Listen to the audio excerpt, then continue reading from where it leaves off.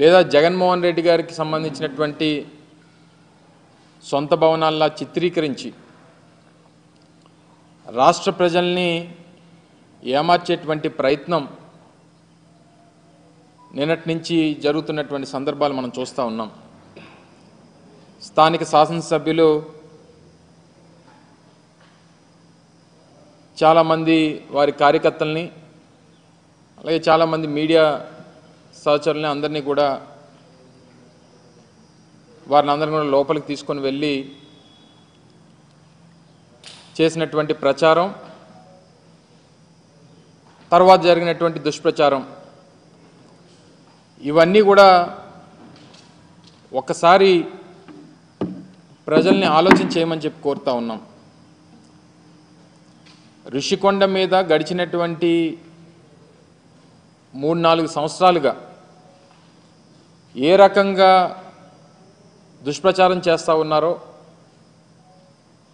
దాని మీద ఎన్ని రకాలుగా అడ్డంకులు సృష్టించాలనేటువంటి కార్యక్రమాలు చేశారు అనేటువంటిది మనం అనేక సందర్భాలు చూసాం. అనేక కోర్టులకు వెళ్ళారు, అనేక పర్యావరణానికి సంబంధించినటువంటి కేసులు వేశారు. వీటిని అన్నిటినీ కూడా అధిగమించి ప్రభుత్వం చేపట్టేటువంటి కార్యక్రమాలని, ప్రభుత్వం చేపట్టేటువంటి నిర్మాణాలని పూర్తి చేసేటువంటి కార్యక్రమం చేసి దాదాపు 4-5 నెలల క్రితం వాటిని ముహూర్తానికి సంబంధించి మంచి రోజు అని చెప్పి వాటిని ప్రారంభించేటువంటి కార్యక్రమాన్ని కూడా ఆ రోజు మేము చేయడం జరిగింది. అయితే ఇప్పుడు చేస్తున్నటువంటి దుష్ప్రచారం అంతా కూడా అదేవో సొంత భవనాల్లాగా, ఈరోజు ప్రభుత్వం వారు ఉన్నారు, ప్రభుత్వంలో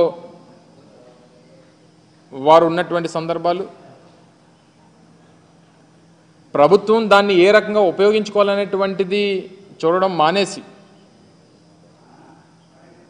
రేపు రానటువంటి కాలంలో రాష్ట్రపతితో లేకపోతే గవర్నర్ గారో లేకపోతే ఇతర పెద్దలో వచ్చినప్పుడు దాన్ని ఏ రకంగా ఉపయోగించుకోవాలి అనేటువంటిది చూడడం మానేసి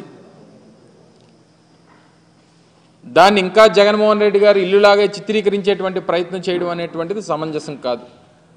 దాన్ని తీవ్రంగా ఖండిస్తూ ఉన్నాం. ముఖ్యంగా జగన్మోహన్ రెడ్డి గారు మేము అధికారంలో ఉన్నప్పుడు విశాఖపట్నాన్ని ఎగ్జిక్యూటివ్ క్యాపిటల్గా చేయాలనేటువంటి ఒక పాలసీని మేము తీసుకోవడం, దానికి అనేక రకాలైనటువంటి అడ్డంకులు సృష్టించేటువంటి కార్యక్రమం చేశారు.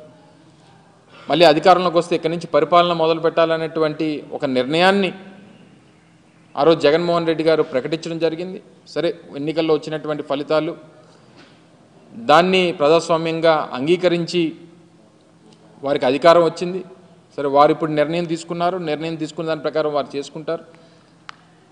విశాఖపట్నం అనేటువంటిది ఉమ్మడి రాష్ట్రం ఉన్నప్పటి నుండి, హైదరాబాద్ రాజధానిగా ఉమ్మడి రాష్ట్రానికి ఉన్నప్పటి నుంచి రెండో అతిపెద్ద నగరంగా అభివృద్ధి చెందినటువంటి ప్రాంతం విశాఖపట్నం. దానికి సంబంధించి గతంలో మేము ప్రభుత్వంలో ఉన్నప్పుడు ఒక state guest house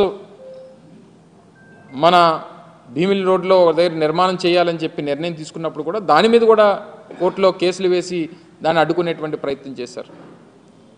Jaganmohan Reddy గారు విశాఖపట్నానికి రాజధానిగా ప్రకటన చేసిన తర్వాత ఆ నిర్ణయంతో ముందుకు వెళ్ళాలనేటువంటి ఆలోచన చేసినప్పుడు దాని మీద ఒక కమిటీ మేము ఆ రోజు ముఖ్యమైనటువంటి ఐఏఎస్ అధికారులందరినీ కూడా, సీనియర్ ఐఏఎస్ అధికారులతో ఒక కమిటీ వేయడం, వారు కూడా దానికి సంబంధించి ఈ భవనం అయితే బాగుంటుందనేటువంటి అభిప్రాయాన్ని తెలియజేయడం, సబ్సిక్వెంట్గా వచ్చినటువంటి రాజకీయ పరిణామాలు, ఎన్నికల ఫలితాలు, ప్రజలు తీసుకున్నటువంటి నిర్ణయాలు, ఇవన్నీ కూడా చూసిన తర్వాత ఇప్పుడు దాన్ని ఏ రకంగా ఉపయోగించుకోవాలనేటువంటిది ఇప్పుడు ఉన్నటువంటి ప్రభుత్వం ఆలోచన చేయాలి తప్ప ఇంకా తీసుకుని వచ్చి జగన్మోహన్ రెడ్డి గారి మీద, వైఎస్ఆర్ కాంగ్రెస్ పార్టీ మీద బురద జల్లడం అనేటువంటిది ఎంతవరకు సమంజసం అనేటువంటిది వారు ఆలోచన చేయాలి. నేను కూడా మా పార్టీ తరపున మాట్లాడాల్సి వస్తేనో, ప్రజల తరపున మాట్లాడాల్సి వస్తేనో, చంద్రబాబు నాయుడు గారు 2014 నుంచి 19 వరకు ఏ రకంగా ప్రభుత్వ ధనాన్ని ఈరోజు ప్రభుత్వానికి సంబంధించినటువంటి భవనాలు నిర్మిస్తేనో, ఒక డిపార్ట్మెంట్కి సంబంధించినటువంటి నిర్మాణాలు, శాశ్వత నిర్మాణాలు నిర్మిస్తే దీన్ని ఈరోజు ప్రజలకి తప్పుదోవ పట్టించేటువంటి ప్రయత్నం వారు చేస్తున్నటువంటి క్రమంలో చంద్రబాబు నాయుడు గారు 2014 నుంచి 19 వరకు ముఖ్యమంత్రిగా ఉన్నప్పుడు ఎంత ప్రభుత్వ ధనాన్ని దుర్వినియోగం చేశారనేటువంటిది కూడా మాట్లాడాల్సినటువంటి పరిస్థితి వస్తుంది. వారు హైదరాబాద్లో జూబ్లీహిల్స్లో వారి సొంత భవనాన్ని నిర్మించుకునేటువంటి క్రమంలో వారి కుటుంబ సభ్యులందరినీ తీసుకొని వెళ్ళి ఒక ప్రైవేట్ హోటల్లో పెట్టి కోట్లాది రూపాయలు ప్రైవేట్ హోటల్కి చెల్లించినటువంటి సందర్భాలు. సరే, ఇవన్నీ ప్రభుత్వంలో ముఖ్యమంత్రులుగా ఉన్నప్పుడు కొన్ని సెక్యూరిటీ రీజన్సో లేకపోతే ఇతర వారికి ఉన్నటువంటి ప్రయారిటీసో ప్రోటోకాల్స్ ప్రకారం కొన్ని నిర్ణయాలు తీసుకుంటుంటారు. అవన్నీ తవ్వుకుంటే ఇప్పుడు అనేక రకాలైనటువంటి విమర్శలు చేయాల్సినటువంటి పరిస్థితి. ఈ సమయంలో మేము విమర్శలు చేస్తే ఇప్పుడే అధికారంలోకి వచ్చారు కాబట్టి మీరు చూసి తట్టుకోలేకపోతున్నారో లేకపోతే ఇంకోటో అనేటువంటి ఒక దుష్ప్రచారాన్ని మళ్ళీ మా మీద చేసేటువంటి ప్రయత్నం చేస్తారు. నేను వాటి జోలికి వెళ్ళను. ఇప్పుడు ఉన్నటువంటిది ఇప్పటికీ విశాఖపట్నం గవర్నర్ వస్తేనో రాష్ట్రపతి వస్తేనో తీసుకెళ్ళి ఓ ప్రైవేట్ హోటల్లోనో లేకపోతే కేంద్ర ప్రభుత్వానికి సంబంధించినటువంటి గెస్ట్ హౌస్లోనే పెట్టాల్సినటువంటి పరిస్థితి ఇప్పటి వరకు ఉంది. ఇప్పుడు వాడండి, దాన్ని వినియోగించుకోండి. రేపు విశాఖపట్నాన్ని ఆర్థిక రాజధానిగా దీన్ని తయారు చేసేటువంటి బాధ్యత తీసుకుంటామని చెప్పి మొన్ననే ముఖ్యమంత్రిగా ప్రకటించారు కదా. అనేక మంది ప్రముఖులు వచ్చేటువంటి అవకాశం ఉంది. విశాఖపట్నం ఈస్టర్న్ నేవల్ కమాండ్కి మనం హెడ్ క్వార్టర్గా ఉన్నటువంటి క్రమంలో అనేక సందర్భాల్లో రాష్ట్రపతులు, అనేక సందర్భాల్లో ప్రధానమంత్రి గారు వచ్చేటువంటి సందర్భాలు ఉన్నాయి. ఉపరాష్ట్రపతులు మొన్న గతంలో మన మెడికల్ ఏఎంసీకి సంబంధించినటువంటి ఫంక్షన్కి వచ్చారు, 100 years ఫంక్షన్కి. అనేక సందర్భాల్లో దేశానికి సంబంధించినటువంటి ప్రముఖులు వస్తుంటారు. అనేక మంది దేశ విదేశాల నుంచి వచ్చినటువంటి ప్రతినిధులు వస్తుంటారు. వినియోగించండి. జగన్మోహన్ రెడ్డి గారు ఉండరే రేపు నుంచి వచ్చి, లేదా వైఎస్ఆర్ కాంగ్రెస్ పార్టీ నాయకులు ఉండరే అందులో. ప్రభుత్వానికి సంబంధించి టూరిజం డిపార్ట్మెంట్కి సంబంధించినటువంటి నిర్మాణాలు దాన్ని ఏ రకంగా వినియోగించుకోవాలనేటువంటిది చేయండి. 4-5 బ్లాకులు ఉన్నాయి అందులో. అది ప్రజలకు వినియోగిస్తారా లేకపోతే టూరిజం వినియోగిస్తారా లేకపోతే ప్రభుత్వం సంబంధించినటువంటి అతిథి గృహాలుగా వినియోగిస్తారా అనేటువంటిది నిర్ణయం తీసుకోండి. మీ విధానం ప్రకారం అమరావతిని రాజధానిగా కొనసాగించాలనేటువంటి నిర్ణయం తీసుకున్నారు.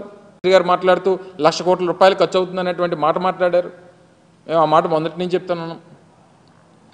ఈ 5 సంవత్సరాలు అయ్యేసరికి ఆ 1,00,000 2 లక్షల కోట్లు అవ్వచ్చు. సరే, ఏదైనా మీ ప్రభుత్వం ఒక నిర్ణయం తీసుకుందా, నిర్ణయం ప్రకారం వెళ్తుంది.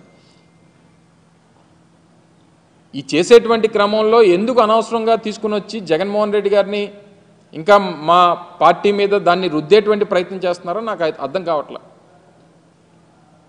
దాదాపు గత 5 సంవత్సరాలు 2014 నుంచి 19 మధ్యలో 5-6 వేల కోట్ల రూపాయలు అమరావతి మీద కేవలం దానికి తాత్కాలిక భవనాల మీద ఖర్చు పెట్టారు. తాత్కాలిక భవంతులు కట్టి వేల కోట్ల రూపాయలు ఖర్చు పెట్టేటువంటి కార్యక్రమం చేశారు. ఇది శాశ్వత నిర్మాణాలు. అవి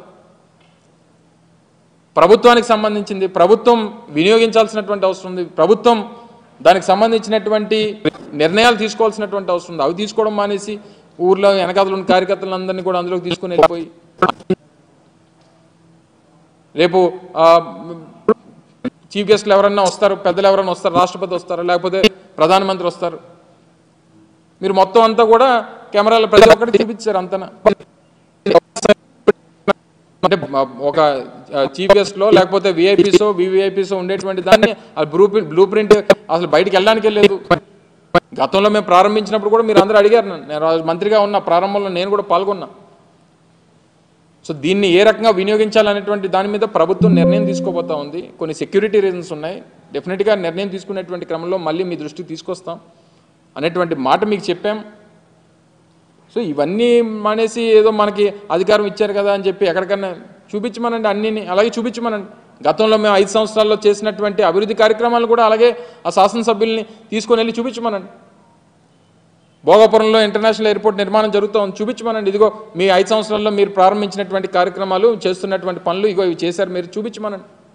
ఇప్పుడు ఆపరేషన్ లేకుండానే మోకాళ్లకు ప్లాస్మా ట్రీట్మెంట్. మీ ఆర్థోపెడిక్ సమస్యలన్నిటికీ రోబోటిక్ టెక్నాలజీ ద్వారా తక్కువ ఖర్చుతో శాశ్వత పరిష్కారం. Free consultation. ప్రతి ట్రీట్మెంట్ పై 20% డిస్కౌంట్. ఈ ఆఫర్ కొద్ది రోజులు మాత్రమే. త్వరపడండి. V9 hospitals 9281465842.